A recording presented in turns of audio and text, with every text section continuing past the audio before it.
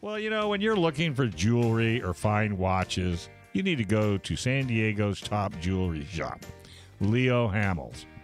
Conveniently located in the heart of San Diego, you can visit Leo's showroom at 1851 San Diego Avenue to see all their hand-picked line of new jewelry and watches. And when you buy from Leo Hamel, not only do you get the best deal, you are also supporting the Second Amendment. Support the companies that support the 2A.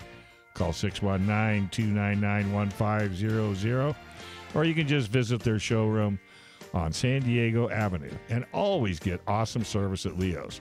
Call 619-299-1500, or you can stop by their showroom at 1851 San Diego Avenue, just off the 5 freeway. All right, we're talking to TJ Johnston from All Safe Defense Systems up in Orange County. We just had a fantastic conversation about the Second Amendment and just barely scratched the surface on all the efforts he has made over the years that we're all very thankful for. And now what we want to talk about, TJ, is now how you're going to give some recommendations on who to vote for judge. And San Diego County and Orange County and Inland Empire, San Diego County gun owners, I should say, Orange County gun owners and Inland Empire gun owners, we do not endorse judges for a variety of reasons.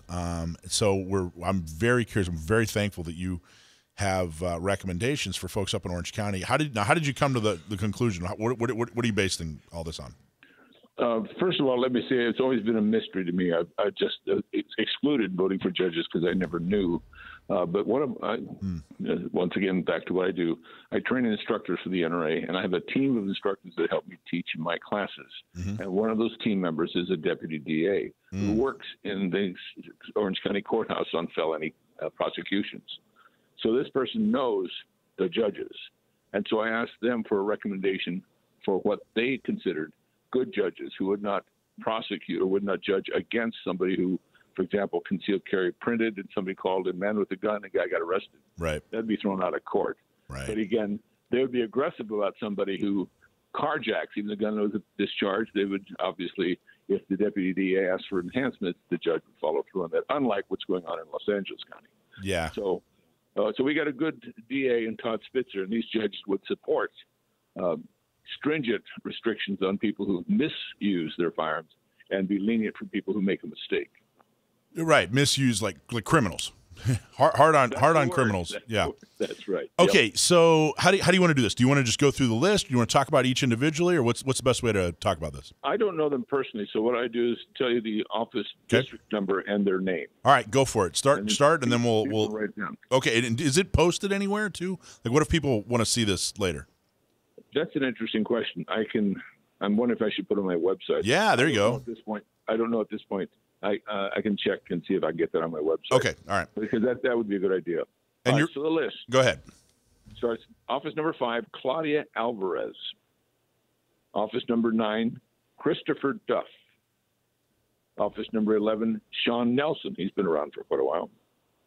Office number 21, Erin Rowe, R-O-W-E.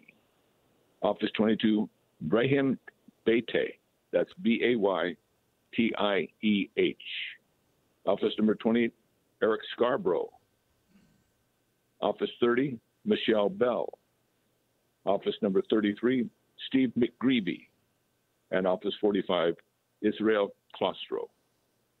Those are people that I can stand behind and say, with the Deputy DA's endorsement, these will be good people to vote for on a ballot. Good. Okay, excellent. And if people, you don't have it up yet, but people should check out your website at allsafedefense.com. Allsafedefense.com. And you have a newsletter, right? Yes, I do. If they want my newsletter, at the very bottom of my webpage, it says, check here to get my newsletter. So especially if you... They have to check in and say they want it. Good. Okay. And these are all, especially if you're in Orange County, and all these judges are running in Orange County, or is there some overlap? Correct. Okay. This is Orange County, yes. So go to allsafedefense.com, sign up for his newsletter, maybe check it in a few days, see if he's got it posted online. I'll work on it. Tomorrow, I'll see if I can get it up. I'll put a link on my homepage so people click on it and see this list. It is really difficult one of the reasons we don't endorse judges, it's just really difficult. There's some ethical barriers, I guess. It's really difficult for a judge to say, or a candidate who's running for a judge to say, for example, how they would rule on certain things. So if you ask a judge, like, hey, how would you rule on XYZ case, whatever, they can't tell you, and so it's really, really difficult to come to a conclusion. So this type of hands-on experience and vetting that you have is invaluable.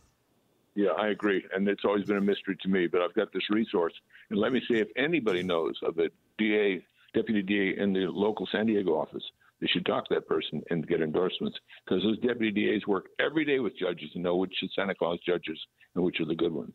It's a good idea. I have a couple of there's some people I know, so I think it's a good idea. I didn't really thought of that. I'll have to reach out and see what we can find for San Diego. I don't know. We'll have to figure that out. I can't do it under San Diego County gun owners, but we'll have to figure something out. So what? Well, again, you send it to me, I'll publicize it. There you go. That's a good idea. Okay.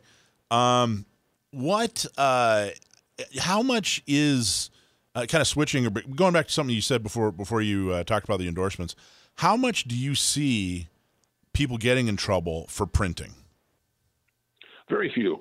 Again, well, let me say, in my class, we emphasize that it's not a violation of law, but you will get undue attention if you do show that you're carrying.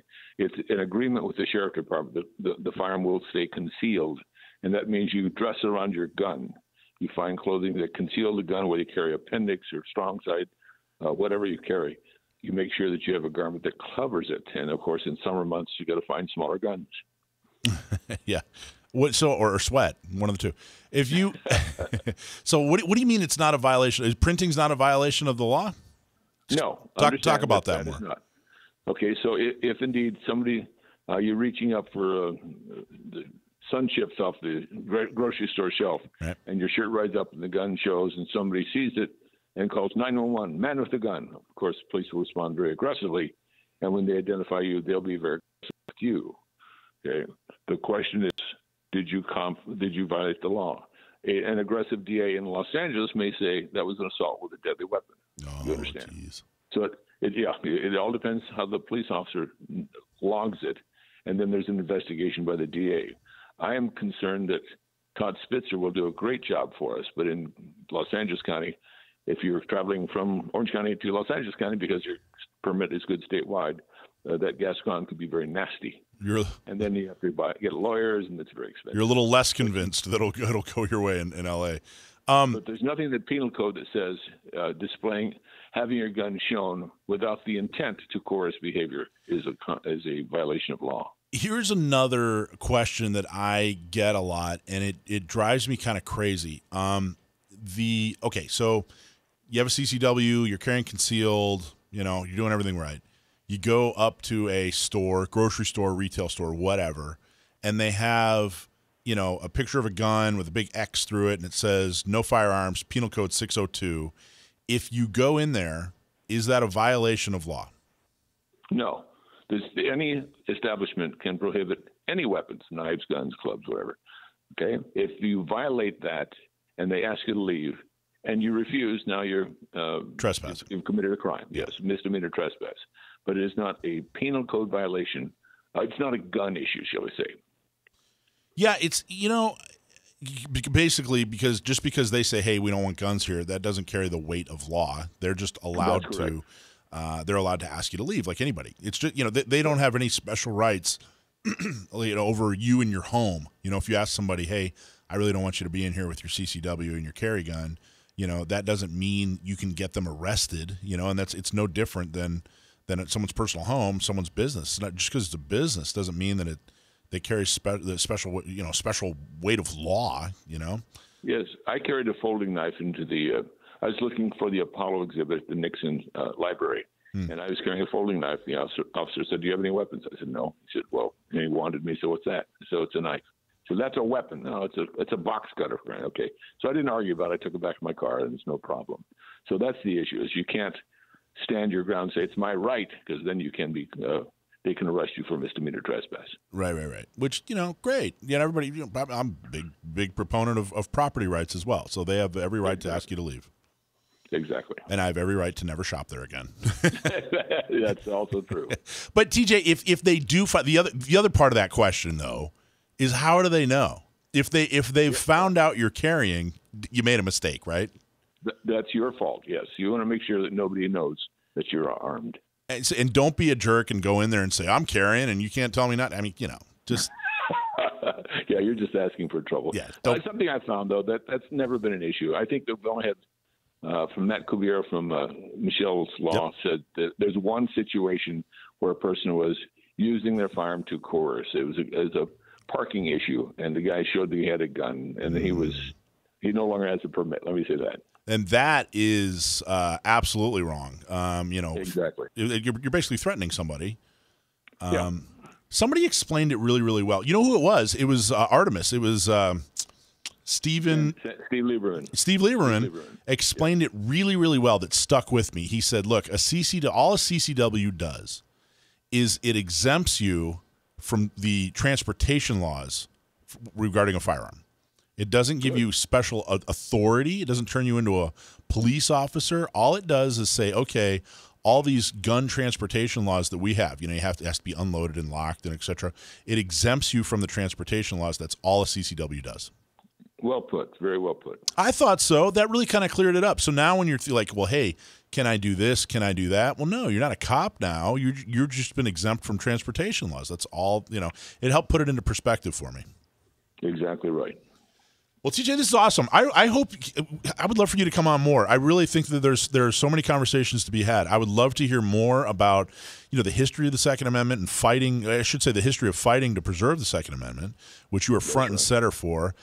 There's something I've always wanted to talk to you about. Back in the early '90s, during the riots, you were front and center for some of that. Let's say. And I would love, there's so many conversations to be had. I'm so honored that you're on the show, TJ. Thank you for everything you've done. Thank you for the recommendations. And everybody, go to allsafedefense.com. Take classes from TJ. Check out his recommendations. Thank you so much. Thanks for watching this clip from Gun Owners Radio.